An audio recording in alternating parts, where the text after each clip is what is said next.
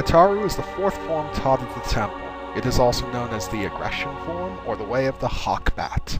Fittingly, its kinetic moves require its practitioner to stay almost constantly on the offense. I discourage its study among Padawans, whose youthful energy too often translates into sloppy executions of Form 4 cadences. Hello, YouTube! This is Gensare, and I'm delivering my next Nerd Rage rant. I will now be describing what is arguably the most popular lightsaber form, Ataru. Like the later Shien form, Ataru was created as an answer to the Surisu form's complete lack of any offensive capability. Whereas Surisu relied on tight, efficient moves to ensure maximum defensive coverage, Ataru moves were broad and kinetic. In keeping with this focus on offense, Ataru placed heavy emphasis on force-assisted acrobatics, allowing an Ataru practitioner to run, jump, and spin in phenomenal ways well beyond what would otherwise be physically possible.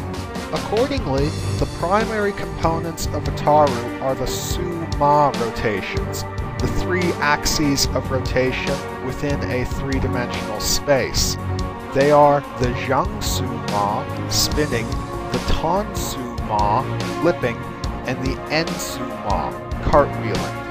Ataru features many elaborate moves full of offensive flourishes and spins, many of which were derived from the falling leaf technique. The falling leaf is described as spinning one's feet to slash from the sky, so I assume it's some sort of spinning leap. Overall, all of Ataru's moves were geared towards attack, oftentimes at the expense of defense. In addition to this, the Ataru style revolved around the idea of using one's entire body as a weapon, rather than relying completely on one's saber. Obviously, this makes Ataru well suited for unarmed combat, though this is not the only unorthodox fighting method that Ataru provides training for.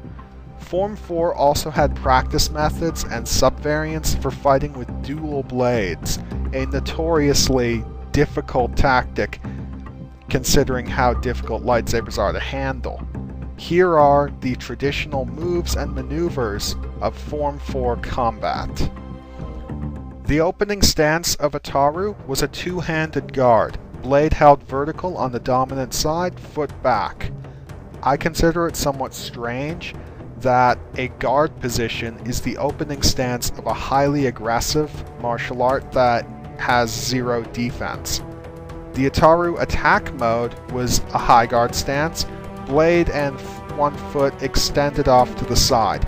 This stance is much more suited for Ataru, with the blade held high in preparation for an attack. An alternative, unnamed stance is a forward guard position, blade held forwards and across the body in a one-handed grip.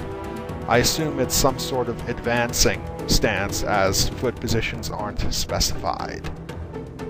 The Saber Swarm was a rapid series of short strikes and stabs intended to force an enemy into a defensive posture. In other words, cut loose in the first 3 seconds and try to take the other guy down as fast as you can.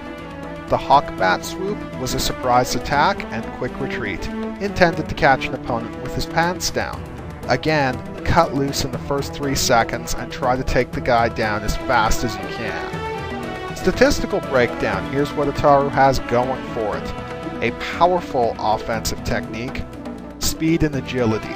A proper Ataru master is described as a literal blur of motion. Training in alternative fighting forms, such as dual blades and unarmed combat, so versatility. Here's what Ataru has going against it. It's terrible against multiple opponents. You'd think that a form with this much spinning and flipping would be great for taking on a lot of guys, but think about how intricate the moves and maneuvers that this form uses are, and it starts to make sense. There's no defensive moves. On a lesser note, Ataru is terrible for blast deflection, though this can be compensated for through training and practice. It's absolutely useless in a confined space. You can't jump around if you don't have any room. ridiculously tiring, no good for long-term survival. As I mentioned, no defense. Broad strokes and lots of flourishes aren't too great for stopping attacks. And the Ataru poster boy is Qui-Gon Jinn. Yoda was too obvious. So I decided to profile an extremely underrated duelist. Trained by Master Swordsman Dooku, Qui-Gon became one of the greatest duelists of his age. He overcame a lot of the prime weaknesses of Ataru and was highly effective against both blaster-wielding assailants and multiple opponents. Here's what I consider the definitive display of his mastery.